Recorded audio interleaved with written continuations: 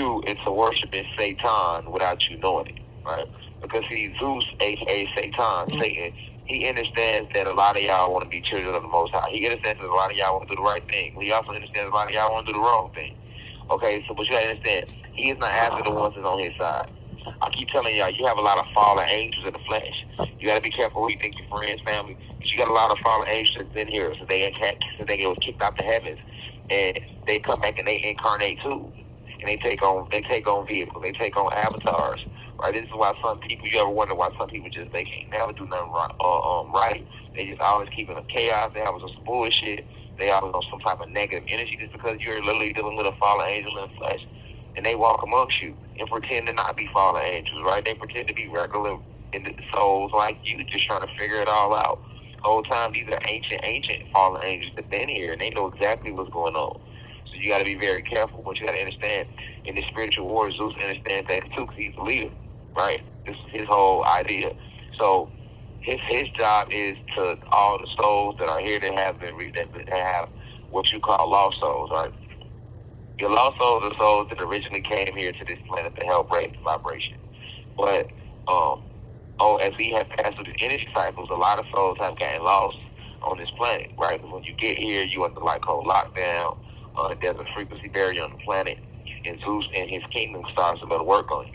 This is how you might come here knowing who you are, but then you forget. You got to remember, and everybody's not able to remember because they get lost in the attacks. And before you know it, you done forgot your whole reason for being here. You done went your whole existence on this realm, not doing nothing you supposed to motherfucker be doing.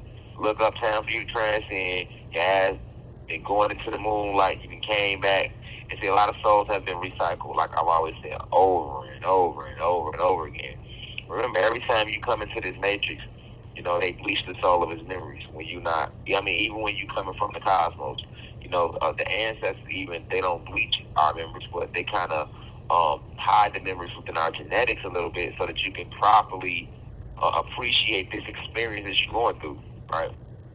Well, then you got that going on. But then for the people that have been having their souls recycle over and over again into this solar system, which is why I told y'all years ago, this is why it's called a solar system, because it's the system they are using to recycle your souls. Every time your soul is recycled into this matrix, you know, in this piece of his memories, you forget more and more and more and more about why you came and where home truly is. And you start believing that home is right here on this planet.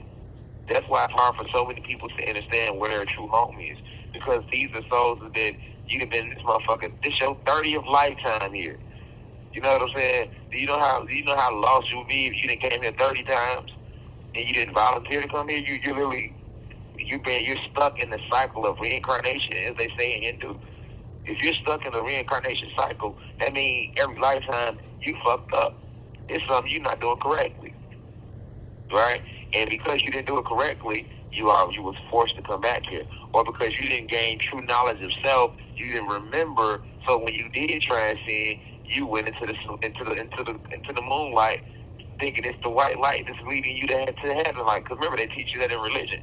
So these are all doorways to foolery. These are all doorways to fuckery. These are all doorways to. These are all part of the illusion and the trickery of Satan, the great deceiver, right? And he has the whole kingdom that's doing it. But another thing that he uses these holidays, right? So let's talk about one. We know about Christmas and we know about Thanksgiving. And, you know, we start to get accustomed to Valentine's Day. We catching on to St. Patrick's Day and Easter. We're like, hold on, this nigga Jesus. You know what I'm saying? They say this is supposed to be the day he rose. This damn day change every year. You know what I'm saying? So we catching on, right? We catching on. But I know one that we haven't really been we haven't talked about, and nobody's really talked about is 4th of July, right? So what is the 4th of July? First, we're gonna break it down. We're gonna talk about what they taught us in school, what the 4th of July is, and then I'm gonna give you the spiritual significance behind the 4th of July and why we should celebrate this thing. You know what I'm saying? All right, so what is the 4th of July? Okay, if you was to go to Google or you go to your old American history books, they're going to tell you the 4th of July celebrates Independence Day, all right? Okay, what is Independence Day? Independence Day is the day that the 13 colonies achieved their independence from Great Britain. Okay, so who are the 13 colonies? All right, so based upon American history, you know, in synopsis, the 13 colonies were actually British colonies. Keep that in your mind because we're going to bring that up later in the lecture. The 13 colonies were actually British, British colonies, British colonies. The 13 colonies, I'll repeat again, were British colonies that came over here from Spain when they came to the Americas to conquer the land. So when they first come to conquer the land, they come out of Spain, right? Right? And they signed the Treaty of Tordesillas, which was signed by the Pope, and it was between Spain and Portugal. And I'll do a whole separate lecture strictly on the Treaty of Tordesillas. So I'm just going to kind of brush over it right now because this lecture is deep, so I don't want to get stuck. But the Treaty of Tordesillas was basically when the Pope took out a map and drew a map of the whole known world, right? Because, of course, we had given the maps already when we was in Europe. They don't tell you that part, right? And so in American history, they just say the Pope pulled out a map of the whole known world, right? And he basically sat down with Spain and Portugal, which is Spain and Portugal. Let's not get caught in these titles now, right? These titles will divide you and confuse you. Spain and Portugal are the same motherfuckers, the same people. These are original Spanish conquistadors. These are the original Caucasian tribes that came out of the Caucasus Mountains. These tribes eventually evolved into countries in Europe and European powers, and these are the powers that went on to become the 13 colonies, right? Eventually will become the 13 colonies, right? Or at least one of them, at least, right? But basically, Spain in the Treaty of Tordesillas, the Pope took out a map of the whole known world. He drew a line straight down the center of the map. He gave the West Portugal, the East to Spain. He said everything to the west of this line belongs to you, Portugal. This is why Portugal, they went to conquer Africa and Asia and Australia. You know what I'm saying? Most of all, the West is Africa, Asia, and Australia, right? You know what I'm saying? Now, we know the original land is in Africa, but for lecture's sake, we're going to call it Africa, right? Because we got new people coming in here, and we don't want to lose anybody, right? So, in American history, this is what they teach about the Treaty of Tordesillas. Keep in mind, though, Cosmic Family, you already had people living in this, which is us, the Aboriginal beings, the indigenous beings, indigenous to the land, indigenous to the planet. We was already here. We was already on every continent. So, but these motherfuckers pull out a map of the whole world, draw a line straight down the middle, and just start assigning land like nobody lived there or something. Okay, so the West, Portugal, y'all take everything to the west of this. So y'all go ahead and conquer Africa and Asia, and that's why you'll see that Portugal and France influence is very heavy in Africa. You have 1 minute left. A lot of countries in Africa speak Portuguese and things like that. You know what I'm saying? And then to the east, well, my bad, I said it wrong. Everything to the west, everything to the east of the line went to Portugal. So that's Africa and Asia. Everything to the west went to Spain. So the west of that line was where you get the modern day the Caribbean, modern day South America, modern day North America, modern day Canada. So this is why they hopped on boats and they came through the Caribbean first, and they started with islands like Jamaica, right? Great Britain conquered Jamaica and stuff like that. And if you know, that's how the Jamaica got the name for dreadlocks and things like that because of the wars they were engaging in with Great Britain.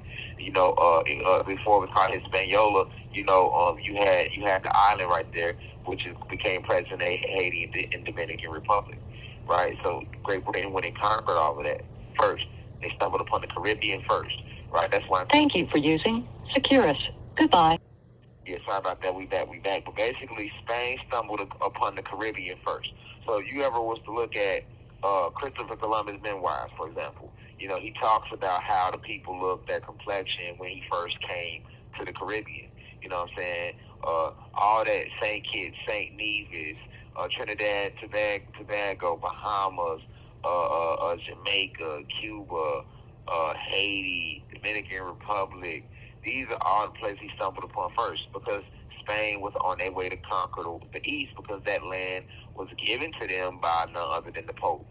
All right, we know the Pope has always been white, and all popes have been white, right? So we know the Pope is like the high priest for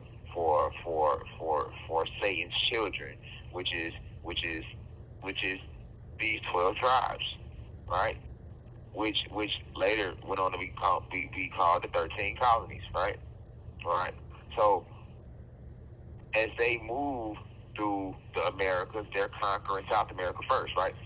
Remember, we were broken up into tribes right by that time. But remember, you had the Mayans, Incas, Aztecs. That was all their land in South America, right? Right.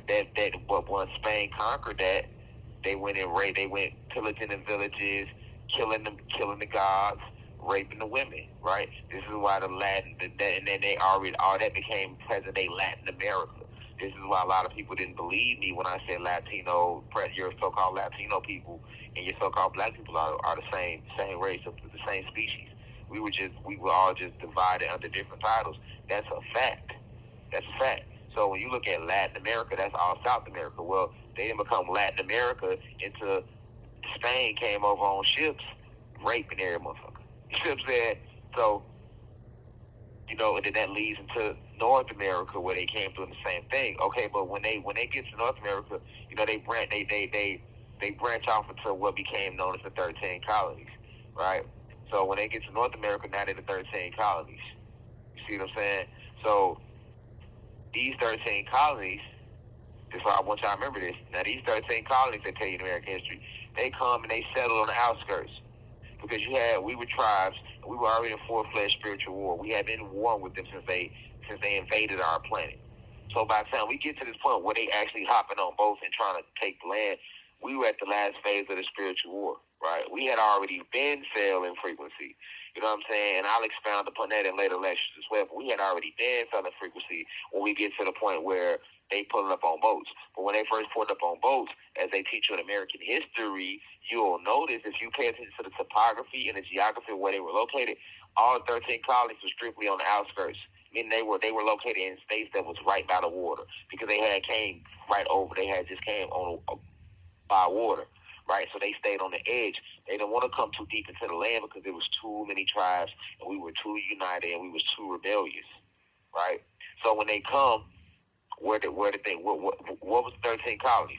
So if y'all don't remember, let's name the 13 colonies, all right? These 13 colonies were New Hampshire, Massachusetts, Rhode Island, Connecticut, New York, New Jersey, Pennsylvania, Delaware, Maryland, Virginia, North Carolina and South Carolina, and last but not least, Georgia, right? I'll repeat. Who were the 13 colonies? New Hampshire, Massachusetts, Rhode Island, Connecticut, New York, New Jersey, Pennsylvania, Delaware, Maryland, Virginia, North Carolina and South Carolina, and last but not least, Georgia, right? So these are your 13 colonies. But keep in mind, once again, I told y'all this the first time, these were what? These were British colonies, class, right? These were British colonies. I repeat again, these were British colonies. And it's going to make sense when I'm saying emphasizing British colonies, because we talk about the 13 colonies and nobody focuses on the fact that these were actually British colonies. But yet they telling you we celebrate the 4th of July because the 4th of July is Independence Day, meaning this is the day that the 13 colonies declared their independence from Great Britain. Think about that. We celebrate 4th of July, which is also known as Independence Day. But what is Independence Day? Independence Day, July 4th, celebrates and commemorates the day that the 13 colonies gained their independence from Great Britain. But keep in mind, the 13 colonies were British colonies. All right, so that don't even make sense, but we're going to break it down a little later, though. All right, so now, for us to really understand what's going on, we got to get behind the scenes a little bit, y'all. Because I know a lot of y'all ain't paying attention to American history class, because I ain't paying attention to American history, so I'm going to refresh y'all memory and break it down to layman's terms for y'all, right? Okay, so who is the one that came up with the bright idea to say, you know what, let's separate from Great Britain? The people that did that was called the Second Continental Congress, all right? What was the Second Continental Congress? The Second Continental Congress was basically a group of white people that came together that was a part of the 13 colonies that came together and said, listen, we're being mistreated, we're being taxed on everything. Our rights are being violated. We're being treated like slaves. We're being abused by